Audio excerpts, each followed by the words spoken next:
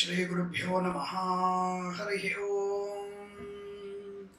वागर्धाविव संपृक्तौ वागर्ध प्रतिपत्तये जगतः पितरौ वंदे पार्वती परमेश्वरौ। శ్రీ క్రోధినామ సంవత్సర శుభాకాంక్షలు తెలియజేసుకుంటూ ఈ సంవత్సరం మొత్తం కూడా ఈ 12 రాసుల వారికి ఉన్నటువంటి సంవత్సర ఫలితాలు అంటే బాగా గుర్తుపెట్టుకోండి. జన్మజాతక ఫలితాలు వేరు, గోచార ఫలితాలు వేరు. ఈ రెండింటిని కూడా మీరు సంయమనం చేసుకోవాలి. రెండు సంకలనం చేసుకుంటేనే చాలా అనుకూలంగా ఉంటుంది. జన్మజాతకమైనటువంటి ఫలితాలన్నీ కూడా మీకు 90% అనుకూలంగా ఉంటాయి. గోచార ఫలితాలు మీకు 40 నుంచి 50% వరకు మాత్రమే అనుకూలవంతంగా ఉండే అవకాశం ఉంటుంది. ఈ విషయాన్ని ముందుగా మీరు గ్రహించాలి. ఈ విషయం గ్రహించుకొని ఈ ఫలితాలని మీరు చూసుకొని ఆనందాన్ని, ఐశ్వర్యాన్ని పొందాలని కోరుకుంటూ, ఎక్కడైనా ఏ రాశి వారికైనా బాగలేకపోతే దానికి తగినటువంటి పరిహారాలు చేసుకొని మనం ముందుకు వెళ్ళాలి తప్ప నిరుత్సాహపడాల్సిన అవసరం లేదు. ఏదైనా సరే మనము కార్యదక్షత కొరకు మనం చేసే ప్రయత్నాలు మంచి ఫలితాన్ని ఇచ్చే అవకాశాలు ఖచ్చితంగా ఉంటాయి. కాబట్టి మీ అందరూ కూడా ఈ శ్రీ క్రోధినామ సంవత్సరంలో అద్భుతమైనటువంటి ఆనందాది శుభయోగాలు పొందాలనేటువంటి కోరికతో మీ అందరికీ కూడా ఈ యొక్క 12 రాశుల వారి ఫలితాలు చెప్పబడుతోంది.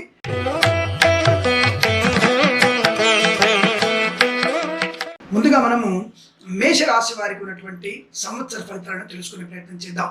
ఈ సంవత్సరంలో ఈ రాశి వారికి గురుడు శుభకారకుడు అవుతున్నాడు. అంటే కొద్దిమంది రజతమూర్తిని, కొంతమంది సువర్ణమూర్తిని చెప్తున్నారు. గురుడు ఈ యొక్క మే 1వ తేదీ నుంచి మీకు వృషభంలోకి వెళ్తున్నాడు కాబట్టి ఇక్కడ సువర్ణమూర్తిగానే ఉంటాడని చెప్తాను. ఎందుకంటే సువర్ణమూర్తి అవుతున్నాడు. అలాగే రాహుకేతుల యొక్క ప్రభావం కూడా వీరికి శుభలో ఉండడం వల్ల కొంతవరకు వీరికి ఈ మొదటి 2-3 మాసాల కన్నా తదుపరి మాసాలలో లాభాలు పొందుకునే అవకాశాలు ఖచ్చితంగా ఉంటాయి. ఈ రాశి వారికి ఆదాయం 8గా చెప్పబడుతోంది, ఖర్చు 14గా చెప్పబడుతోంది, రాజపూజ్యం 4, అవమానం 3గా చెప్పబడుతోంది. అంటే ఒకంత వీరికి ఆర్థిక విషయాల్లో ఆదాయం తక్కువ ఉందని చెప్పేసి కంగారు లేదండి. ఆదాయం తక్కువ ఉందంటే వీరికి ఏదైనా ఒక ఈఎంఐ ద్వారా ఇల్లు కానీ, స్థలము కానీ కొనుగోలు చేసే విషయంలో మీకు ఆర్థికపరమైనటువంటి కొంత ఇబ్బంది ఏర్పడుతుంటాం. అంటే ఒక పెద్ద వస్తువు కొన్నప్పుడు ఆర్థిక నష్టం ఉంటుంది కదా, అటువంటి ఇబ్బంది తప్ప పెద్దగా మీకు ఆదాయం తక్కువ ఉందని కంగారు లేదండి. మీకు జీతభత్యాలు అలాగనే ఉంటాయి. ఆర్థిక విషయాలు వెసులుబాటు ఉంటుంది.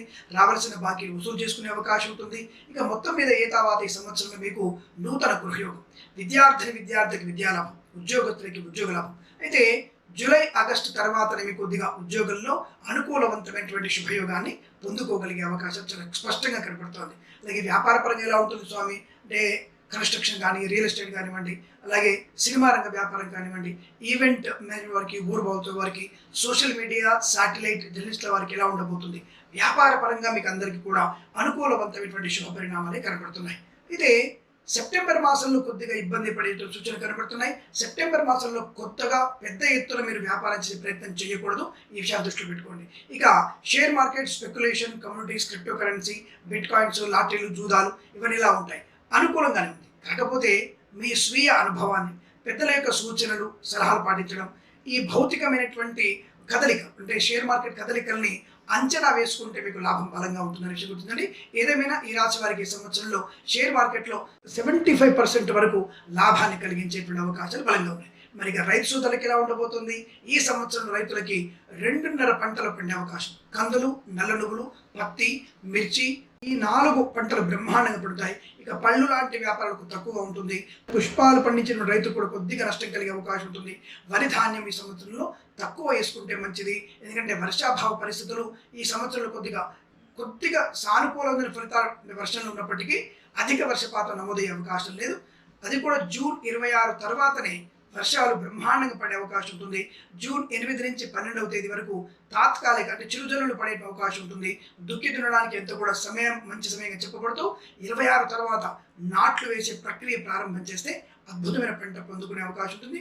3 పంటలలో 2.5 పంటలు లేదు, మీకు 2 పంటలే ఉన్నాయి, 2 పంటలు కూడా సమృద్ధిగా పండగలిగే అవకాశం ఉంటుంది. మొదటి పంట కన్నా 2వ పంట దిగుబడికి అవకాశాలు ఎక్కువగా ఉంటున్నాయి. ఈ విషయాన్ని గుర్తుపెట్టుకోవాలి. ఏదైనా సరే మరి వివాహాలు ఎలా ఉంటాయి సంవత్సరంలో? తప్పకుండా వివాహం కాని వారికి వివాహ యోగ్యత ఉంటుంది. నవంబర్, డిసెంబర్, జనవరి, ఫిబ్రవరి, మార్చ్ ఈ వచ్చే 5 మాసాల్లోనే మీకు అంటే ఈ సంవత్సరంలో అంతిమంలోను, వచ్చే సంవత్సరంలో ప్రారంభంలో మాత్రమే మీకు తప్పకుండా వివాహ యోగ్యత ఏర్పడే అవకాశం ఉంటుంది. కానీ జనవరి, ఫిబ్రవరి నెలలో 2025లో ముహూర్తాలు లేవు కాబట్టి నవంబర్, డిసెంబర్లోనే మీకు పెళ్ళయ్యేటువంటి అవకాశాలు బలంగా ఉన్నాయన్న విషయాన్ని గుర్తుపెట్టుకునే ప్రయత్నాన్ని చేయండి. ఏదైనా ఈ సంవత్సరంలో వివాహం జరుగుతుంది. అలాగే సంతాన ప్రాప్తి పొందుకునేటువంటి అవకాశాలు కూడా ఈ సంవత్సరంలో ఈ రాశి వారికి అనుకూలం కనపడుతుంది. అలాగే ఇక మరి సినిమా రంగంలో దర్శక నటీనటులకి నిర్మాతలకి బలంగా ఉండే అవకాశాలు కనబడుతున్నాయి. అలాగే రాజకీయ రంగం ఎలా ఉంటుంది ఈ సంవత్సరంలో అంటే ఈ రాశి వారికి ఈ వచ్చేటువంటి 2 నెలల్లోనే ఎలక్షన్స్ ఉన్నాయి. తర్వాత ఎమ్మెల్సీ అని, తర్వాత గ్రామ పంచాయతీ ఎలక్షన్స్ అని, సర్పంచ్ జెడ్పీటీసీ ఎలక్షన్స్ అని ఏ ఒక సంవత్సరంతో ఉంటూనే ఉంటాయి కదా.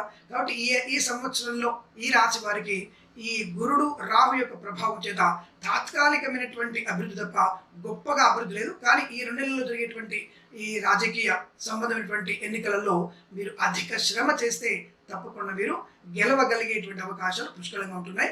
తప్పకుండా మీ నియోజకవర్గంలో ఎక్కువ శ్రమ చేస్తే ఈ రాశి వారికి గెలుపు దిశగా ప్రయాణం చేసేటువంటి అవకాశాలు పుష్కలంగా ఉన్నాయి. దాన్ని కొట్టిపారని విషయాన్ని గుర్తించండి. ఈ సంవత్సరంలో ఆరోగ్య పరిస్థితి ఎలా ఉండబోతుంది? రాశి వారికి మంచి ఆరోగ్యం. ఎవరికైనా హృద్రోగ సంబంధమైన శస్త్రచికిత్సలు ఉంటే మాత్రం మీరు జూన్ మాసంలో ఒకటి, ఆగస్టు మాసంలో ఒకటి, డిసెంబర్లో లేదా మార్చిలో నెక్స్ట్ ఇయర్ మార్చిలో కనుక ఏర్పాటు చేసుకుంటే హృద్రోగ సంబంధమైన ఆపరేషన్స్ అంతవరకు ఆగకుండా ఉన్నట్టయితే ఒక మంగళవారం రోజు ఏదైనా చేసుకుంటే ఆరోగ్యపరమైన అభివృద్ధి పొందుకునే అవకాశాలు ఉంటాయి. బట్ నేను అనుకోవడం ఆరోగ్యం దానికదే పూర్తిగా అనారోగ్యం నుంచి బయటపడి సంపూర్ణ ఆరోగ్యాన్ని పొందుకోగలిగే అవకాశాలు ఈ రాశి వారికి చాలా ఖచ్చితంగా ఉంటున్నాయి. ఆ విషయాన్ని దృష్టిలో పెట్టుకోండి. ఏదేమైనా ఈ సంవత్సరంలో మీకు ఆర్థిక ఆనంద ఆయురారోగ్య ఐశ్వర్యాభివృద్ధి పొందాలని కోరుకుంటూ సర్వేజన సుఖినో భవంతు. ప్రేమతో మీ కిరణ్ శర్మ. ఓం శ్రీ గురుభ్యో నమః. హరి ఓం. దుర్గే స్మృతా హరసి భీతిమశేష జంతో స్వస్థై స్మృతా మతిమతీవ శుభాన్ దదాసి దారిద్ర్య దుఃఖ భయహారణికాత్మధన్య సర్వోపకార కరణాయ సదార్ద్రచిత్త. శ్రీమాత్రే నమః. ఛానల్కి స్వాగతం. తప్పకుండా ఈ ఛానల్ని మీరు సబ్స్క్రైబ్ చేసుకోండి. అనేక రకాల ధార్మిక జ్యోతిష సంబంధ విషయాల గురించి మన ఛానల్ని ఫాలో అవ్వండి, షేర్ చేయండి, లైక్ చేయండి, సబ్స్క్రైబ్ చేయండి. నమస్కారం.